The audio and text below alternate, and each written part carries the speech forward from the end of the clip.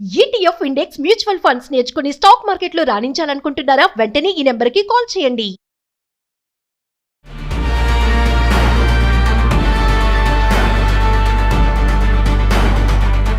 నమస్తే, welcome back to Suman TV. Present మనతో పాటు ఉన్నారు TEDx speaker, legendary award winner in real estate, realtor oxygen and founder doctor Nandi Rameshwar Rao. నమస్తే sir.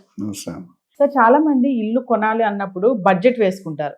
అంటే ఇల్లు కొనడానికి బడ్జెట్ వేసుకుంటారు, కానీ మరి కొన్న తర్వాత వచ్చే వాటికి కొంతమంది అంటే ఆలోచించరు. అంటే ఇల్లు కొనే ముందు అన్నీ ఆలోచిస్తాం కదా అని కొంతమంది అనుకుంటారు, కానీ ఇల్లు కొన్నాక వచ్చే ఖర్చులు, ఇల్లు కొనక ముందు వచ్చే ఖర్చులు అసలు ఏమేమి ఉంటాయి అంటే ఒకసారి కొన్ని పాయింట్స్ మాట్లాడుకుందాం. ఇప్పుడు మీరు మంచి క్వశ్చన్ ఇది. ఎందుకంటే కామన్ పబ్లిక్లో చాలా మంది ఇబ్బంది. దీన్ని నేను ప్రొఫెషనల్ టర్మ్స్లో ల్యాండెడ్ కాస్ట్ అంటాం. అంటే మనం కంప్లీట్ ఇంట్లో దిగినంత వరకు అయ్యే ప్రతి ఖర్చు అందులో యాడ్ చేయాలి. పెద్ద లూప్ హోల్ ఏంటి తెలుసా? బిల్డర్స్ దగ్గరికి వెళ్తే 7,000 రూపాయలు పర్ స్క్వేర్ ఫీట్ అంటాడు, అంతే చెప్తారు, ఇంకేం చెప్పడు. మీరేమనుకుంటే నాకు 2,000 స్క్వేర్ ఫీట్ అంటే 7,000 1.4 crores అనుకుంటారు. ఒక స్టాంప్ డ్యూషన్ ఒక 7% అనుకొని మీరు దిగుతారు రంగంలో. కానీ దిగేటప్పుడు ఫస్ట్ ఏమడుగుతాం, సైట్ విజిట్ వెళ్ళడానికి కారు కాస్ట్ కూడా మనం వేసుకోవాలి. కొన్ని కంపెనీలు ఇవ్వు, కారుకి కూడా కాస్ట్. ఒకసారి శాతం వెళ్తే 7-8 వేలు అవుతుంది. 4-5 ఇల్లు చూడగానే మనం చేయం, అది 30-40. అది కూడా ఇంపార్టెంట్ కాస్ట్ కింద ఇంకా పరిగణిస్తాను. అది ఎవరు మీకు చెప్పరు, ఏ వీడియోలో చెప్పు ఉండరు. రెండోది, ఈ ఏజెంట్ అపాయింట్ మనకు నాలెడ్జ్ లేదు కాబట్టి ఆయనకు ఒక 2%, 2 కోట్లు పెట్టుకుంటే 4 లక్షలు. మూడోది అడ్వాన్స్ ఇవ్వాలి, బుకింగ్ అడ్వాన్స్. తర్వాత బ్యాంక్ లోన్ తీసుకుని ప్రాసెసింగ్ ఛార్జెస్ ఉంటాయి. లీగల్ ఒపీనియన్ 10-20 వేలు ఉంటుంది. డౌన్ పేమెంట్ ఉంటుంది. ఈసీ తీసుకోవాలి, లింక్ డాక్యుమెంట్స్ తీసుకోవాలి. తర్వాత నాలా కన్వర్షన్ చెక్ చేసుకోవాలి. కొన్ని బిల్డర్ ఇస్తారు, బట్ బిల్డర్ ఇచ్చింది నమ్మకుండా మనంతలో మనం ఎస్పెషల్లీ ఈసీ లీగల్ ఒపీనియన్ అనేది కంపల్సరీ అన్నమాట. ఎందుకంటే అది కూడా కాస్ట్ పెడితే వస్తుంది. ఫ్రీ సర్వేయింగ్, ల్యాండ్ అయితే సర్వేయింగ్, వాల్యుయేషన్, టెక్నికల్ వాల్యుయేషన్ అంటే కన్స్ట్రక్షన్ క్వాలిటీ, అట్లా కమర్షియల్ వాల్యుయేషన్, రేట్ ఎంత ఉంది, మార్కెట్ రేట్ అప్లై చేసుకోవాలి. ఈసీ అన్నిటి కూడా డబ్బులు.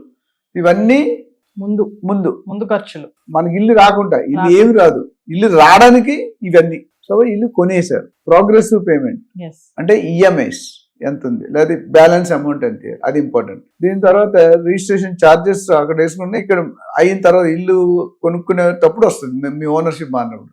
దాని తర్వాత ఇంటీరియర్స్, కొన్నాక వచ్చే ఖర్చులు, ఇంటీరియర్స్. అట్లనే ఫర్నిషింగ్, ఇందులో 3 రకాలు ఉన్నాయి. ఫర్నిషింగ్ ఏంటి? బేర్ షెల్ అంటే పెద్దగా ఉండదు. సెమీ ఫర్నిష్ అంటే కబోర్డ్లు, ఇమ్మూవబుల్ ఐటమ్స్ ఇస్తారు. కబోర్డ్లు కొన్ని ఉంటాయి కదా, ప్లాట్ఫామ్. ఫుల్లీ ఫర్నిష్ అంటే టోటల్ మీరు పెట్టుకొని రావాలి. ప్లగ్ అండ్ ప్లే అంటావు కమర్షియల్లో. ప్లగ్ అండ్ ప్లే అంటే ప్లగ్ పెట్టి కంప్యూటర్ వాడుకో, మిగతా అన్ని బట్టలు తెచ్చుకొని అన్నీ ఉంటాయి అక్కడ. గెస్ట్ హౌస్లో, హోటల్స్లో చేస్తాం. ఈ 3 భాగాలకి మీ కోరిక బట్టి ఇంటీరియర్స్ అనేది పెద్ద సబ్జెక్ట్ అండి. మీరు 3 bedroom 5 లక్షల్లో చేసుకోవచ్చు, 50 లక్షల్లో చేసుకోవచ్చు. 2 ఇంటీరియర్సే. మీ బ్రాండు, మీ సంపాదన, మీ వాల్యూ బట్టి ఆధారపడి ఉంటుంది.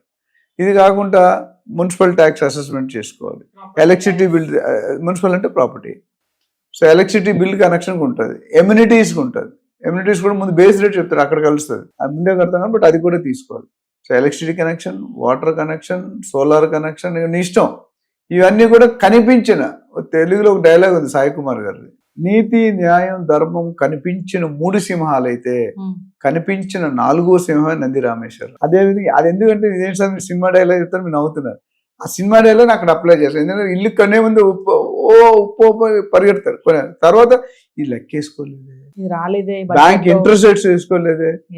మీరు 50 లక్షలు లోన్ తీసుకుంటే మీరు కట్టేటప్పుడు 1,50,00,000 అయిపోద్ది. అది కనిపించిన ఖర్చు. అంటే మన బడ్జెట్ 50 లక్షలు పెట్టుకున్నాం అనుకోండి సార్, ఖచ్చితంగా అది దాటేస్తుంది అంటారా అయ్యేటప్పటికి? 25-30 సంవత్సరాలు లోన్ తీసుకుంటే 3 times అయిపోతుంది. ఇంకా మోస్ట్ ఇంపార్టెంట్, మన ఇల్లు కట్టుకుని అందరూ డబ్బా కట్టుకోవాలి కాబట్టి గృహప్రవేశం, హౌస్ వార్మింగ్ తో వేస్తే బాగున్నది. మరి దానికి ఇచ్చే గిఫ్ట్, రిటర్న్ గిఫ్ట్, ఇది కూడా మళ్ళీ ఖర్చే. మెనూలో ఎన్ని పెట్టాలి మనం ప్లాన్? మెనూ పెట్టదలా కొడుకు కోడలు హై ప్రైవేట్ నో కనీసం 100 items ఉండాలి.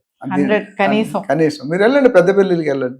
సో ఇవన్నీ కనిపించవు. ఇవన్నీ చేసి ఎవరైనా పెళ్లి చేసినోడు, ఇల్లు కట్టినోడు లాస్ట్కి చివరికి అప్పులతో మిగులుతాడు. ఇదే కారణం. సో మనకున్న దాంట్లో అప్పుడప్పుడు కొన్ని కమ్యూనిటీలు ఉంగరాలు పెట్టి దండేసుకుని పెళ్లి అయిపోయిందంట.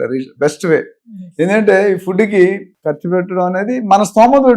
కొంతమంది పేరు కోసం నా కూతురు పెళ్లి మళ్ళీ ఎవడు ఇలా చేయకూడదు, చేయకుండా ఆ లెవెల్లో చేయాలని చెప్పి అప్పులు చేస్తారు.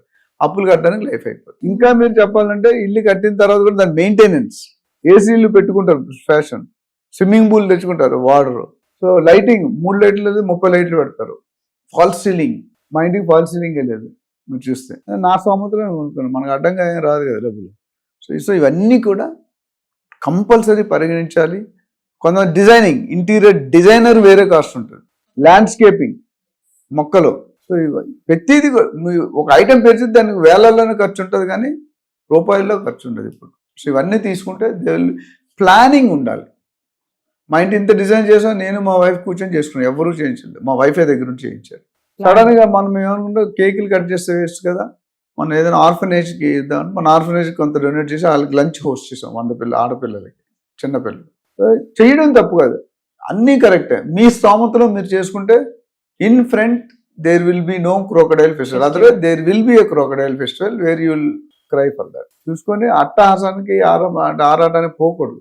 మనకు ఉన్న లెవెల్లో ప్లాన్ చేస్తే ఫ్యూచర్ పెళ్లి చేసాం అనుకోండి, అమ్మాయికి తర్వాత డెలివరీ అని అదే సీమంత అవన్నీ మనమే చేయాలి. పెళ్లి చేయడం ఈజీ, ఇల్లు అలగగానే పండగ కాదంటారు, మనం బయట చేస్తాం కదా. సో ఇల్లు అలిగిన తర్వాత అసలు ఖర్చులు బయటకు వస్తాయి. కొనే ముందు ఖర్చు, కొన్న తర్వాత కూడా ఖర్చు. యాక్చువల్లీ కొన్న తర్వాత ఖర్చు ముందు లెక్కేసుకోవాలి. కొనే ఖర్చు ఒక రఫ్ ఐడియా ఉంటుంది. Shifting charges, house transportation, labour charges. Shifting వేరు, లేబర్ వేరు. మీరు 3వ ఫ్లోర్లో ఉన్నారనుకోండి, లిఫ్ట్ లేదనుకోండి, ఆ ఛార్జీలు వేరు, చాలా కాస్ట్లీ అఫేర్. మీ ఇల్లు కట్టినప్పుడు గ్రానైట్ కాస్ట్ చేసాం, గ్రానైట్ అక్కడ నుండి ఇక్కడ తెచ్చి పైకి ఎక్కిన కాస్ట్ చేయలే, that is result in few thousands అప్పుడు. సో ఎవ్రీ పాయింట్ యూట్యూబ్కి, అదే మీరు ఎవరైనా అనలిస్ట్ని, ఒక స్పెషలిస్ట్ ఎవరైనా తీసుకుంటే మీకు 90% problem they will guide you.